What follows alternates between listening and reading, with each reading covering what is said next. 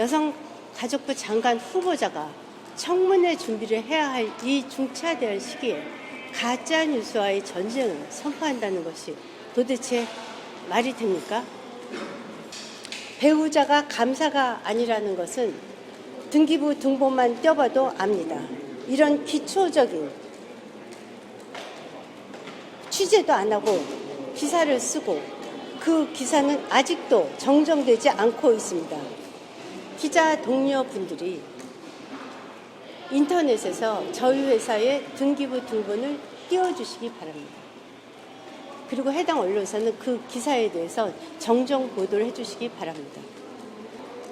백지 신탁 당시 소셜뉴스의 배우자 주식은 매수자를 단 한 명도 찾을 수 없을 정도로 적자 구조에 빠져 있었고 미래를 담보할 수 없는 상황이었습니다.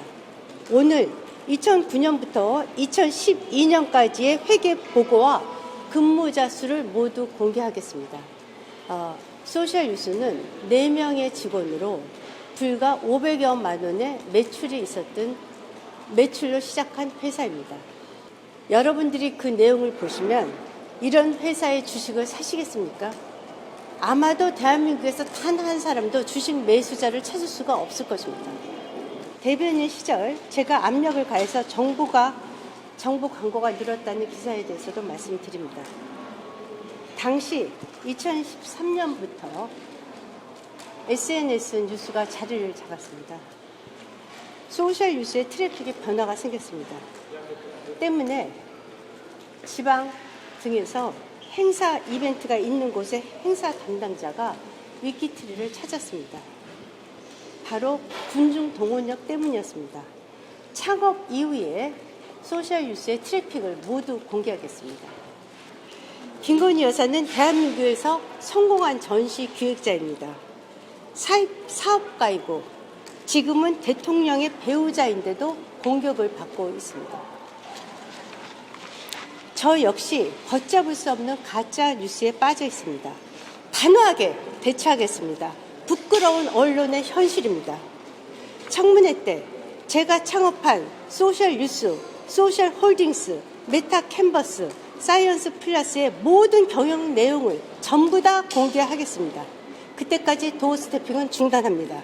청문회 때까지 어떤 의혹 보도도 중지해 주시기 바랍니다.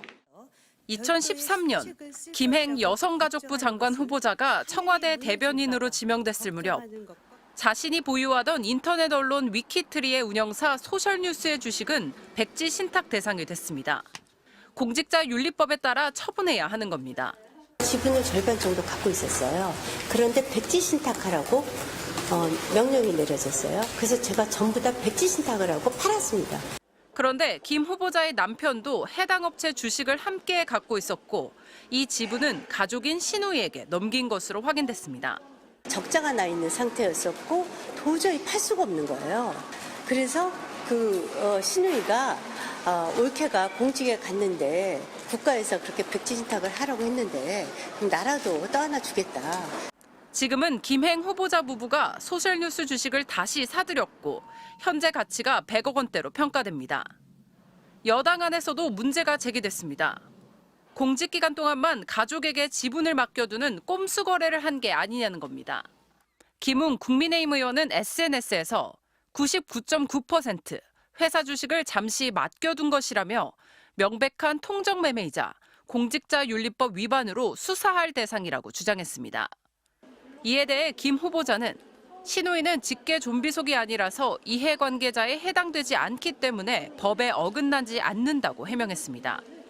여기에 김 후보자는 2019년까지 소셜뉴스와 전혀 관련 없었다는 시기에도 상당한 급여를 받아온 것으로 확인됐습니다. 지난 2018년 한 해 소셜뉴스로부터 받은 급여만 7,500만 원입니다. 김 후보자는 2016년부터 3년간 영국과 코스타리카 등지에서 연수를 받을 때 예우 차원에서 보조를 받았다고 밝혔습니다. 또 김 후보자가 청와대 대변인으로 간 직후 위키트리의 정부 광고 수주가 2012년 5건에서 2013년 30건으로 6배 가까이 늘었다는 의혹도 제기됐습니다. MBC 뉴스 박솔림입니다. 김건희 여사와 겹칠 만한 부분이 하나도 없다던 김행 여가부 장관 후보자. 차라리 저희 딸하고 친구라고 얘기하는 게 더 가짜뉴스로 더 완벽성을 가질 수 있을 것 같아요. 하루 만에 입장을 바꿔 두 차례 만난 적은 있다고 인정했습니다. 김 후보자는 지난 2016년 한 전시회에 참석했다가 처음 김건희 여사를 10분 정도 봤다고 밝혔습니다. 해당 전시는 김 후보자가 공동 창업했던 뉴스 사이트 위키트리와 김건희 여사의 코바나 콘텐츠가 함께 열었습니다. 이런 어마어마한 전시를 하는 이 여성은 정말 대단한 전문직 여성인가 보다. 다른 한 번은 국민의힘 지도부 비대위원으로서 대통령 관저를 방문했을 때라고 밝혔습니다. 여사님께서 나오셔서 저희 그 지도부에게 이렇게 인터뷰는 이렇게 했습니다.